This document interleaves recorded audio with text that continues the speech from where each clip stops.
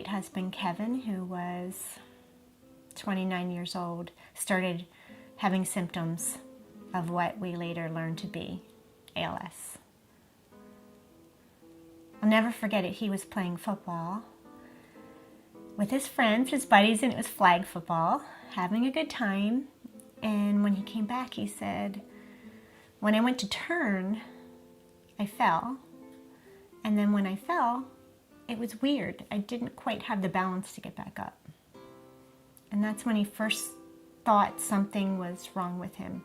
And that started the series of 8 months of doctor's visits and eventually a diagnosis of ALS, or amyotrophic lateral sclerosis, or Lou Gehrig's disease.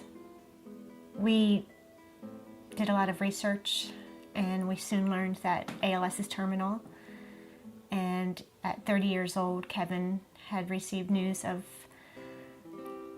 something that would end his life. And we had a toddler at home, and things progressed in disbelief.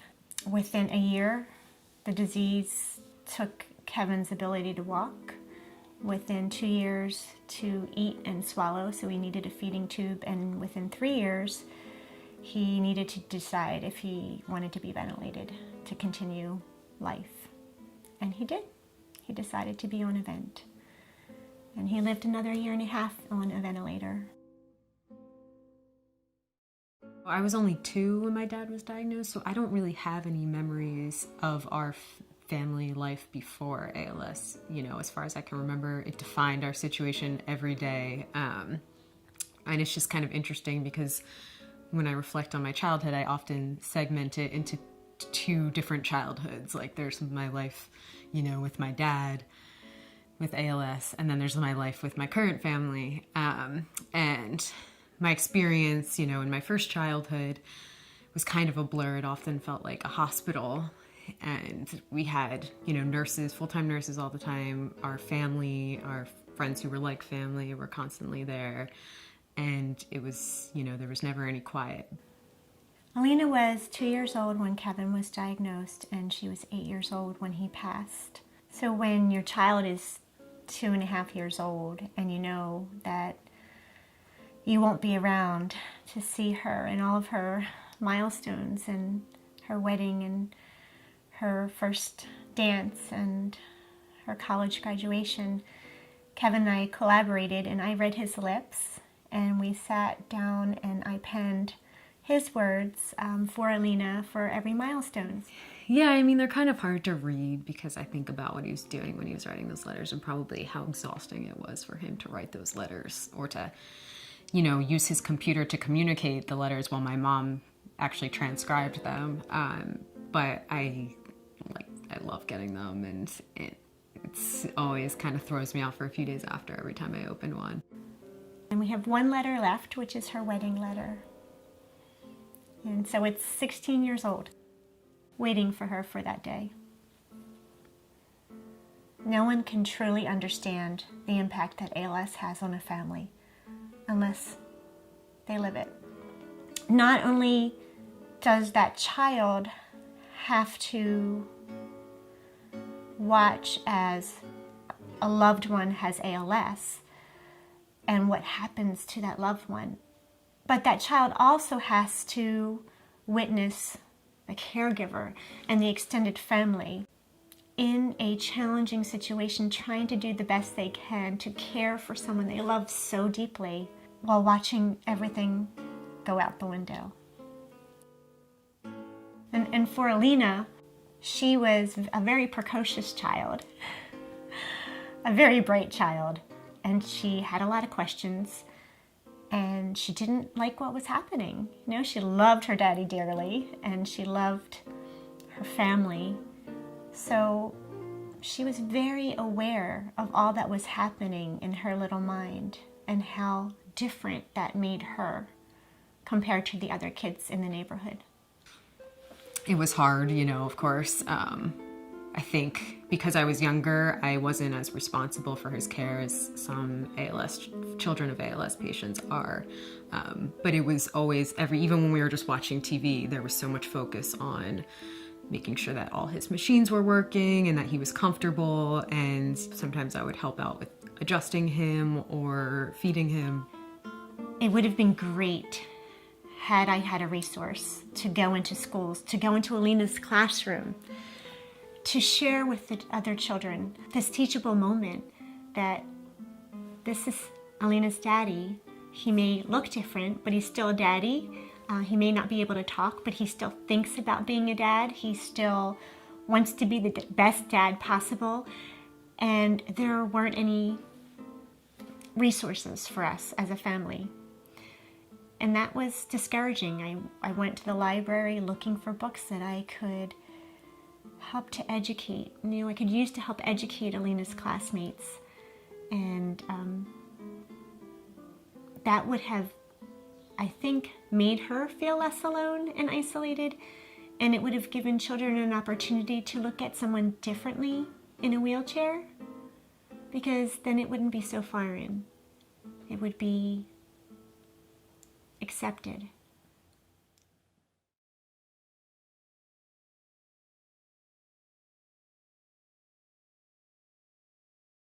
I was working with ALS Hope Foundation as the Director of Communications, and I scheduled or created this Family Fun Day for children who had grandparents living with ALS. And my mom sent me this article about this book, a resource for children, and it was called What Did You Learn Today? And it was written by Tina Singer Ames. I came home from work one day, and my wife and some of her friends from where she worked at a public school were there, and she actually she wasn't able to speak then, but one of them said, "Did you know your wife wrote a book?" As it turned out, it was a book that she had written trying to explain ALS to children. That was her job, that was her passion, was working with children at schools. And so, of course, the kids had questions, and she wanted a way to explain it to them in words that they could understand. So I did reach out, and I wrote to him and ordered 50 copies to be given out as gifts for this Family Fun Day for children and their grandparents. And Warren and Nora and Adam came and delivered the 50 copies of the book and were a part of that fun day. And that's how I met the Ames family and learned of their loss as well. Tina had died of ALS in 2000 on December 23rd, 6 months after diagnosis and 2 days before Christmas, and had to leave 2 young children. It took a long time for me to sort of accept that it wasn't my fault, because, as a kid, I just assumed that I had something to do with it for some reason. And so that was a struggle for me. And then obviously our daily life changed a lot.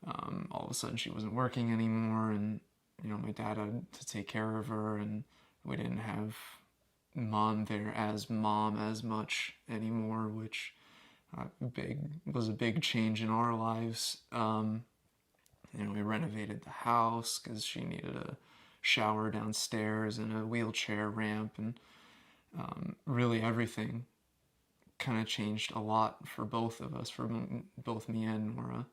I kind of always had the feeling like when she got sick, and especially after she passed, that I had to be kind of like the surrogate mom. Like I had to really step in to help take care of her, and I really had to kind of like be an adult almost. Whether or not I actually did that, I don't know, but how much I actually helped, I'm not sure. But I at least had that feeling in my mind, like that burden of feeling like it was my responsibility to step in and like I said, be an adult kind of.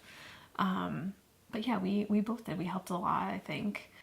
We were very much involved with a church at the time and found a lot of help through the church. They're just great people and did everything they could. And so that was most of our support system. Most of my family lives out of state, and so they did the best they could, but there wasn't anybody to be there every day.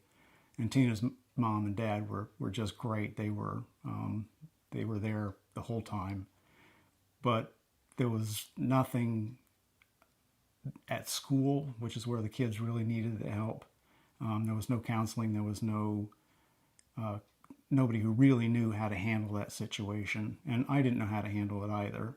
We started to correspond through email and calls as a support for each other and for our children. And we started to talk about what was happening with our children and how we felt as though, as widows, we were failing because we were trying to keep everything together while we individually were totally falling apart. We just kept spending more time together. I guess we rationalized it as we want to get together for the kids, and in truth it was we wanted to get together for she and I as just as much. And fortunately, when we were all together, we almost thought of ourselves as a family before we were a family. I think that Kevin and Tina wanted us to go on too, and I think there was a little matchmaking in heaven as well, no doubt. I remember very vividly when Benton told me that when Tina found out her diagnosis, she fell to her knees, and what she said was, "Who will raise my children?"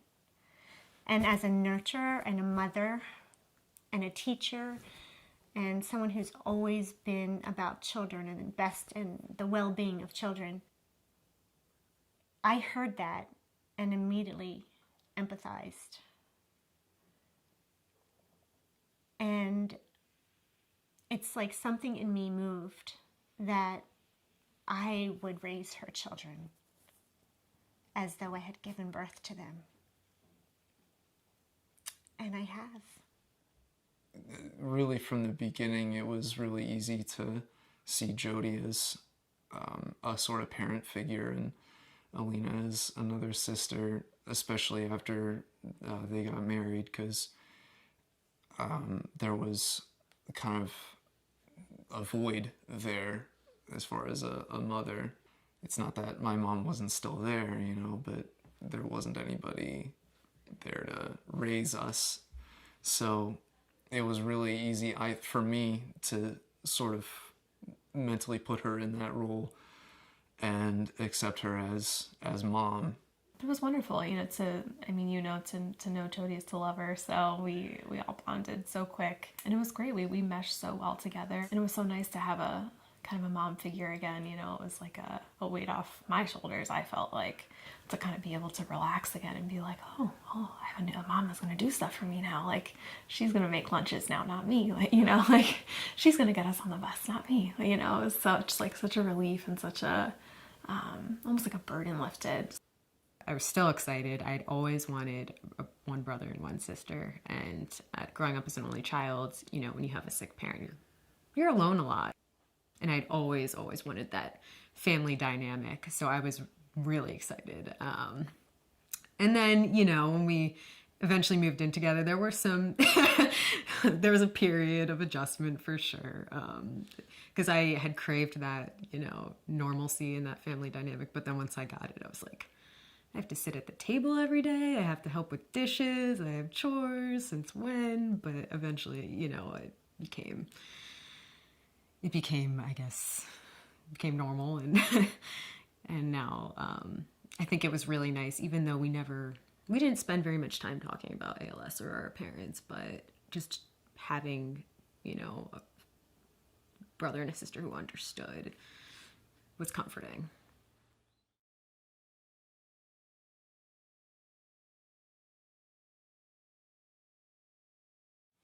I was raising 3 teens, but not only 3 teens whose lives had changed drastically because of a loss of a parent. And I realized, really for the first time, how different grief can be. One child may have been angry, one child may have been defiant, one child may have been withdrawn at different times of their teenage years. So I was thinking, misery loves company. Everybody talks about misery loves company, and this is pretty miserable during the teen years. And I want to be about hope, and I want to be about, using our experiences for the greater good? How do we embrace hope rather than misery and invite others to join us? So I came up with the term Hope Loves Company, and I remember Googling it. Nothing came up.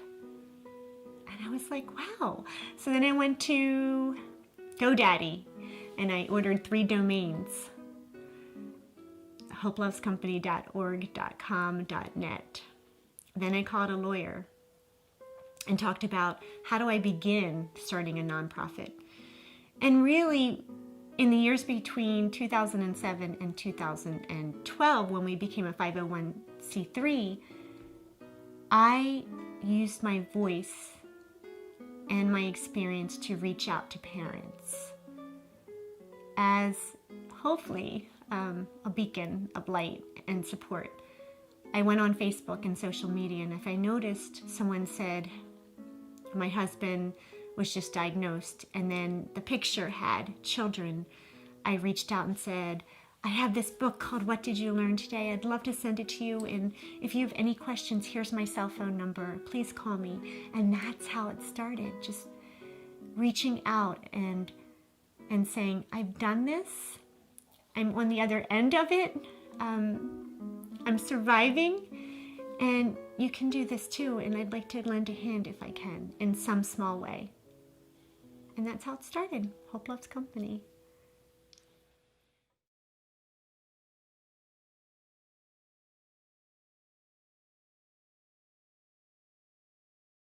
For 7 years, from my home, in my PJs most of the time, I reached out and started to connect with people and invite friends and family to support this mission of Hope Loves Company.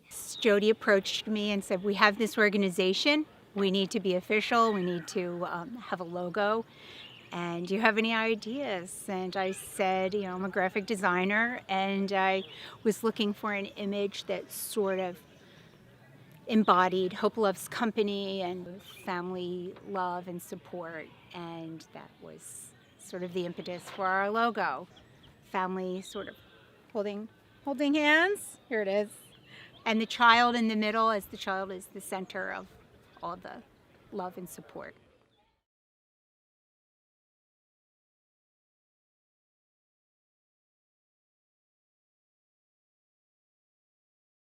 So our very first camp, we had a camper named Alex join us, who came with her mom and dad. Dad was living with ALS at the time. Unfortunately, he has passed since.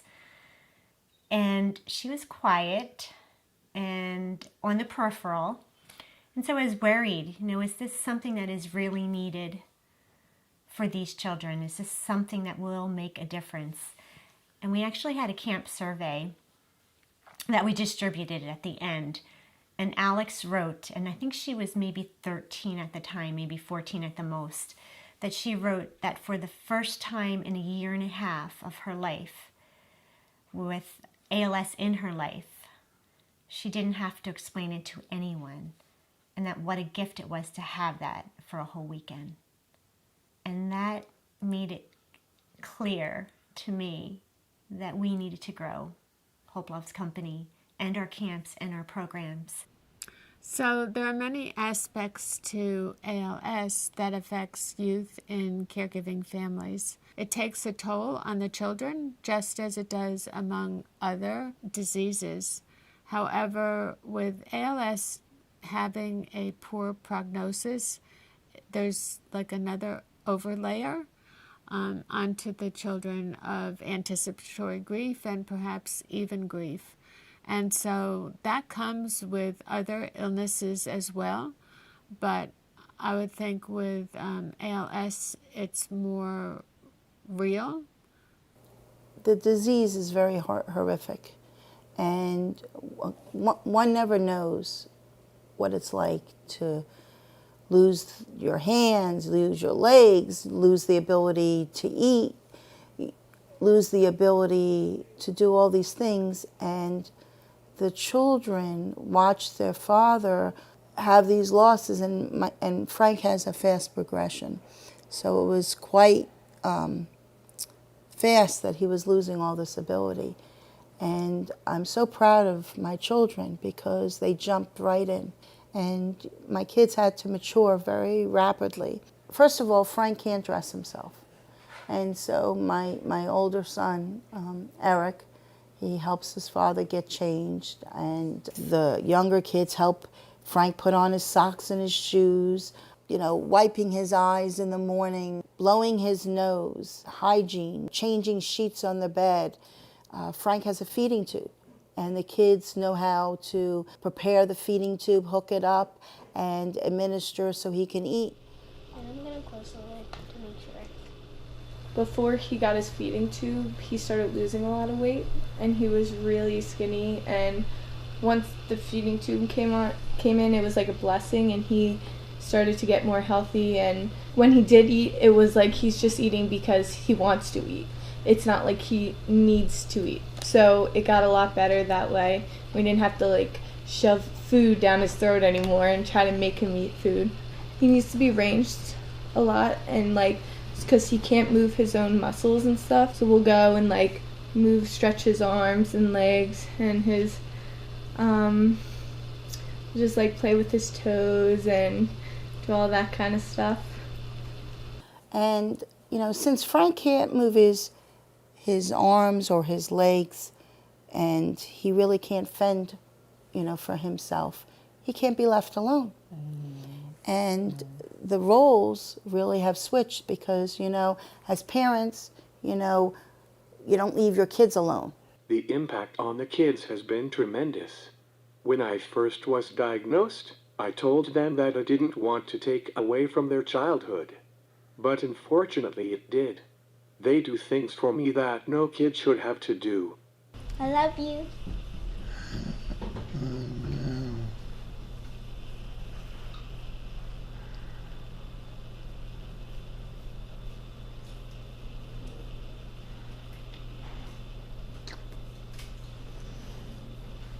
The disease is insurmountable with its effect on his family and Frank, and I find that I needed to search for resources to help us with this journey. We couldn't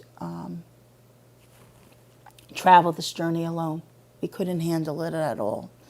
And so I found that the more I reached out, knowledge is power. And I found on my search, you know, Google, internet, and also via Facebook, just to see what's out there, we learned about Hope Loves Company. So I really admire the work that Hope Loves Company is doing in terms of providing the venue for getting children together whose family members have had the diagnosis of ALS or Lou Gehrig's disease. That above and beyond what our work does with kids having family members with a variety of diagnoses, this gives opportunity to focus on the nuances of special illnesses. And there's nothing like a camp experience to provide fun and being away and being able to focus and learn skills and develop relationships that can be lifelong.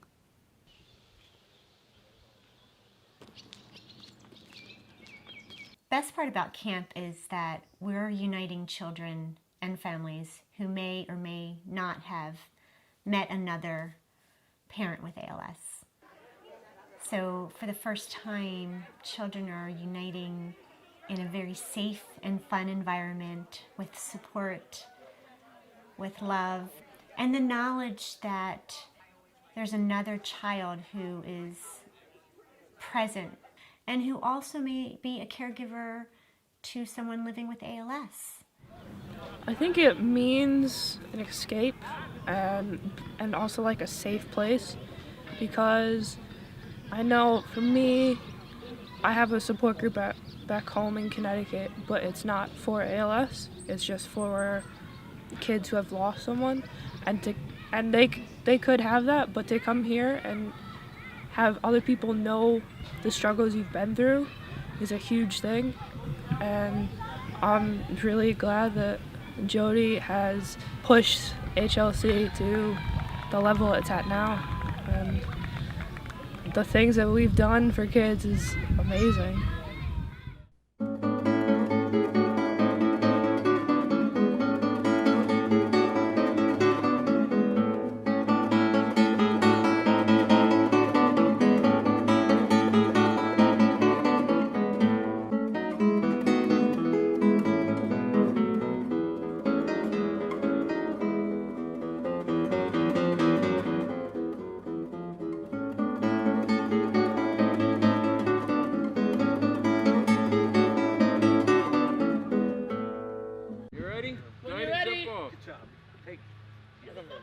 You got it. Yeah! Yeah, you even hit the ball. You showing off. Oh my gosh. Yeah, man. That was outstanding, babe. My mom was diagnosed in 2014 with ALS, and I knew I needed extra help. So this was just something that I never knew would exist. I went online on Google and Googled literally like children's help ALS and scrolled through pages and pages, found Hope Loves Company, contacted Jody, and she has been like a mom to me ever since. And I come here and just have the best time whenever I'm at camp, and have now been a young ambassador, and now I like lead the young ambassador group that we have, and we have so many kids that have like stepped up into a leadership role. So yeah, like Hope Loves Company is kind of now like a second home to me. When Jody first met with my children, she was very compassionate and caring. As I pretended to sleep in the other room, I could hear their skepticism, but she quickly won them over. I was so happy that they would be able to get away from all of the chaos at home. More importantly, I was happy that they would get to spend time with other children that have been through the same experience. After they returned from camp, they told me about their great experiences at camp. It made me extremely happy. It also had a positive impact on my children. And then ready, 1, 2, you ready? We're gonna go that way.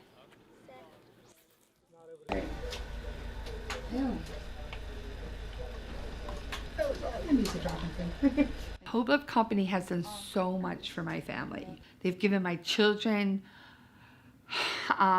friends, and not just people that acquaintances. They gave them real friends. Friends who understand ALS, friends who accept without any questions. They gave them friends of compassion. And I think the most important thing that they did is they gave them acceptance. When I was going to my first camp, I was like really nervous and like saying, because their parents are like either not alive with them or almost there. So I'm nervous, I get nervous because my mom has been having it for like over 20 years. And I thought they were going to be like jealous of me. But when I got there, everyone was so nice. And when it was time to go, like leave, I was sad. And I have 2 friends, or actually 3 that I'm really, really close to now. Sam, Courtney, and Mackenzie. And I talk to them whenever something happens. Like, I call them up, I FaceTime them. Like, I can't tell you how many times I called Sam or Mackenzie or Courtney up at like 2 in the morning crying, like, my mom's in pain, like, what do I do? Because, like, they've been through it or they're going through it. And it's good to have that support, because I don't know what I'd do without them. Like, I'd probably, like, I don't know, be lost, because, like, they're my go-to people. Like, they're my support now.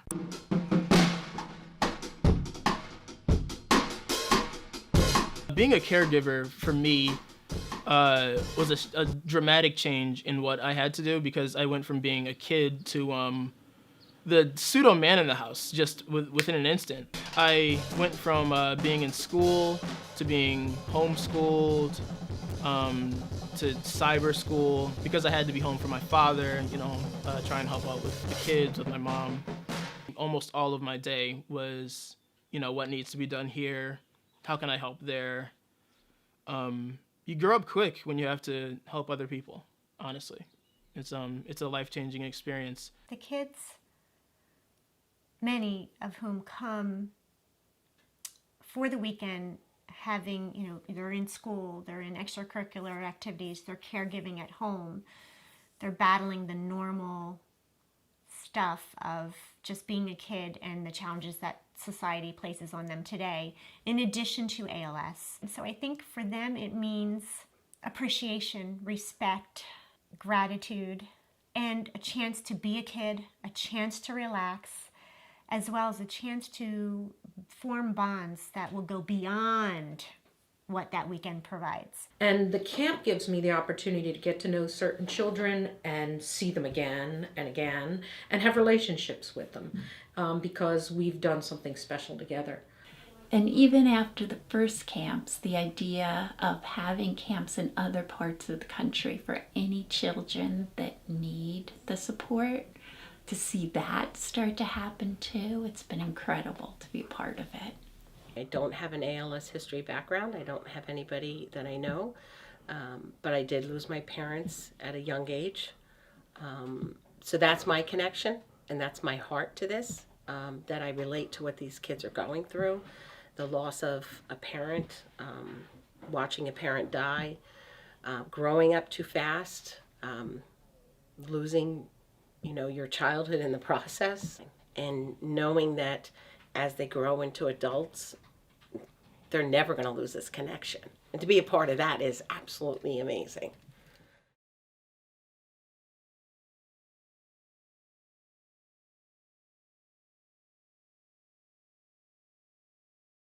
My role as the founder of Hope Loves Company and the president has brought me so many blessings, and the opportunity to speak around the United States and the world even, and to meet incredible people who inspire me every day. And one of them is Gujan. I was speaking with Mackenzie Anderson, one of our ambassadors, at the International MND ALS Alliance meeting, and people were gathered there from all over the world.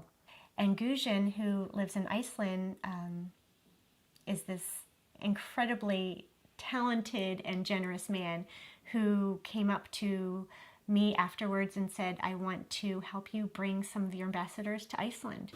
What caught my attention was that she was really the only one talking about family and kids and how difficult this disease can be for families. And always she mentions these camps in USA. So I just said, why don't you bring kids to Iceland? We have been working on this for maybe 1 year. We somehow made this with great help from others. We are going to Iceland to share what we're doing here in the United States with the families there. We're really excited about it, and who knows, someday Japan, other parts of the world too. I mean, now that I've seen what can be, I know that will happen. I'm super excited because, of course, it's a new journey. It's in a different country. There's, people out there who we get to touch and who get to touch us. There's always new stories, new experiences, and I get to go with people who I'm close with and that, mean the world to me. So, we get to make a difference while they're making a difference on us. Iceland is huge for me. I think it's going to be kind of like a culture shock, honestly, coming from America. So I'm excited just to see how everyone in this experience grows more. I'm always excited for more growth, more more experiences. Yeah, it's going to be a great time.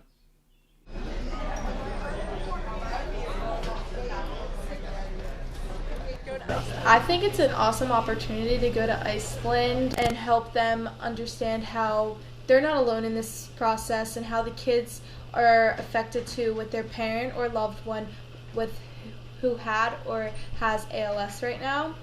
It's not only a learning experience for me, but it's also a learning experience for all the people that we will touch and help through this tough time.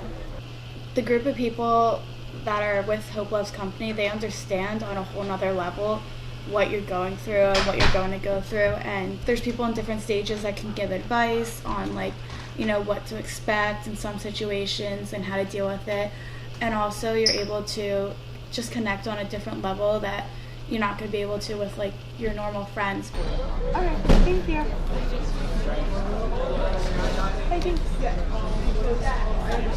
Passengers seated in rows 28 to 41, so please visit to gate 61 for boarding.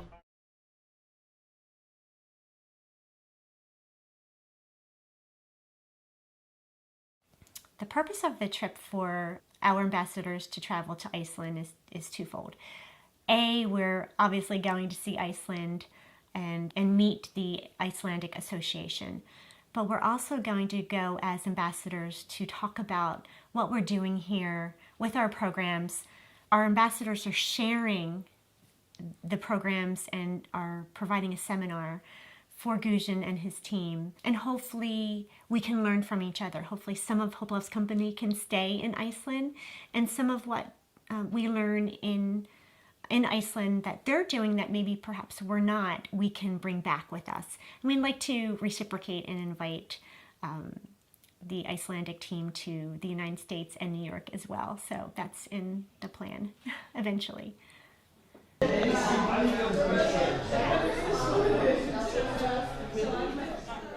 We have classroom seminars. We go into public schools and all schools and colleges. Our children go into schools and explain ALS and their roles as caregivers. We get requests daily for these books that we have to help explain ALS to children, and we mail them out for free. And we even help families with ideas of how to read these with their children. And our biggest program is Camp HLC. The shirts that we're wearing are from Camp HLC. It is a free 3-day weekend retreat starting Friday and adjourning on Sunday, where families and children and young adults come together for a whole weekend, share food, share hugs, share experiences, and hopefully get encouragement for moving forward wherever they are in their journey. All of these children have had to step up into a caregiving role, whether it be bathing their loved one, helping toilet their loved one, just so many different things, eating, drinking, feeding tube. It's just insane how much these kids have had to do from as young as 3 years old, have been helping like Michael's sister. Their lives are so much different from how they live with their friends that they have to explain their situation. I'm sure that most of you can relate to explain what ALS is and how it affects your life, how it affects their lives. So to have a place where we can all go, where everyone understands what's happening, is a beautiful experience for everyone involved. Not just for the kids and teens involved, but I know from experience for the adults and the loved ones all around. So This disease makes kids not feel like kids, but HLC gives kids a place to be kids again. You go into this role reversal where you're now a child taking care of your parent or grandparent when it's supposed to kind of be the other way around at this young age. So going to camp definitely gives you a time to relax and just learn to be a kid again. Yeah, I did not know a single person who knew somebody with ALS before I came to camp the first year. Me and Mike have been going since the first year of camp 6 years ago, and Mike was really my only friend who knew what I was going through at the same time. So that's what's really helpful. And like as a group, it's just to know that like even like Mike said, like having 2 or 3 people like your family knowing what you're going through is amazing. But having 18, 19 people that you can fall on all at once is awesome. And it just makes you feel less and less alone with more and more people that come. And I think that's the best part about Hope Loves Company, is because there's so many people out there you've never met, but you're having the same problems with in life. And that just, it really helps. When I found Hope Loves Company, well, my sister found Hope Loves Company, she was like, oh, let's go together. And I was like, I don't really want to see other people and have to like actually confront the fact that my mom has an illness. I'm just going to sit in my room. But she kept like banging on my door being like, let's go, let's go. I'm like, fine. But once we got there, it was like, I already sort of made all these friends, and it was like coming into a new family, and everyone here has been really awesome to me through this entire experience and this entire journey. And I've really grown a lot through being with everyone at these camps.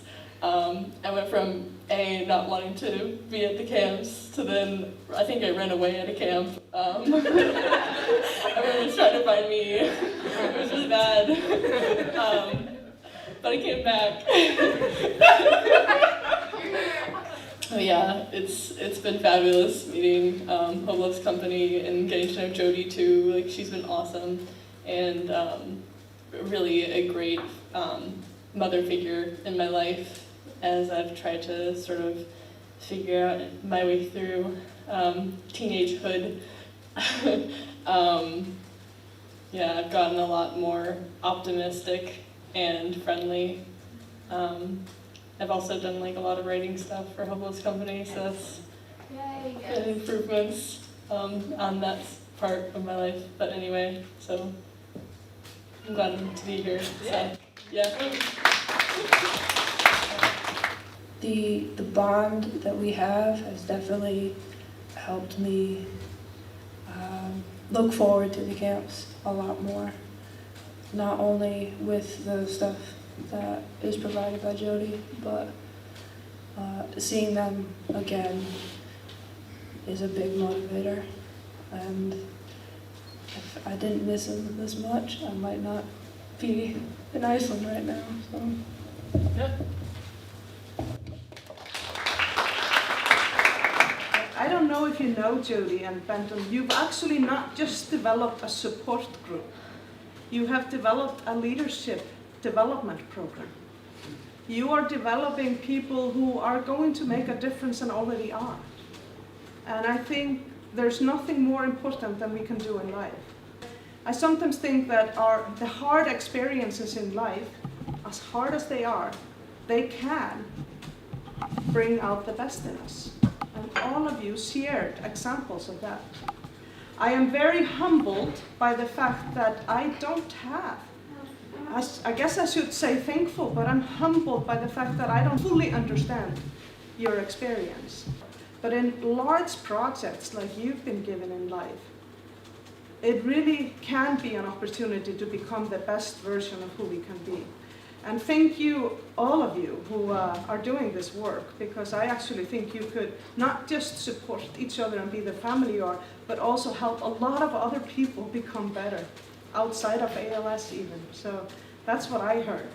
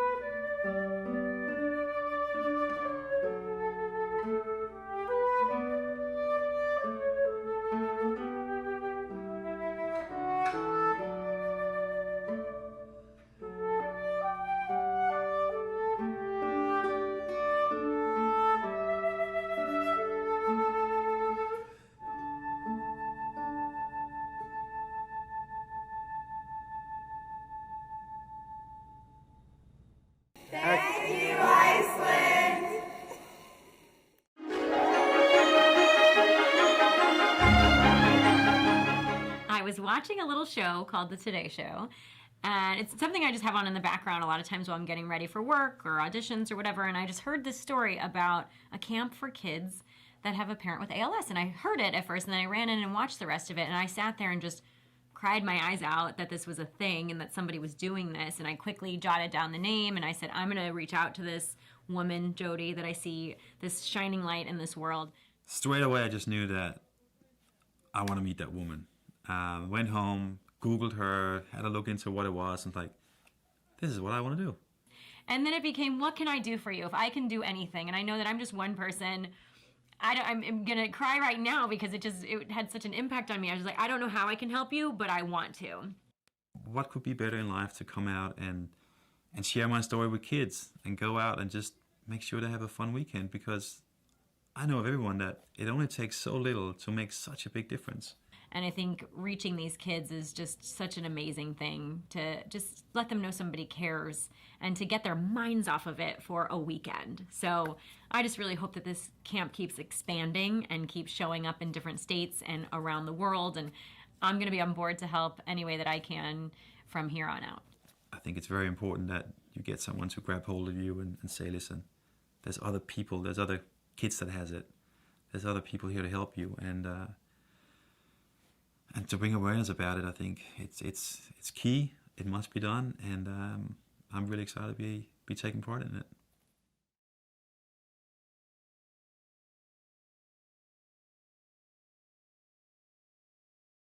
So from the very beginning, I've had a group of people, friends and family, who jumped on the bandwagon and decided to be a part of Hope Loves Company. Having a great board, having a great staff, having people who believe in the mission, who want to make a difference in this specific way, and knowing that you're being uplifted in this mission and supported makes it so much easier. I'm really lucky. I'm truly lucky, and I never take that for granted. I recognize and applaud all of the people who have brought us to this place.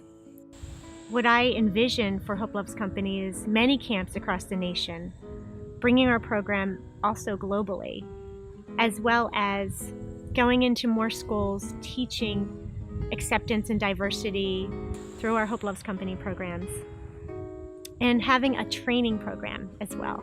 Right now in our 5th year of providing camps, we're now seeing our original generation of campers coming back to camp and reaching out to the younger children. And that is exactly what I had envisioned. So with the right people, the right funding, the right intentions, the right dedication, this is truly just the beginning of the mission we envision.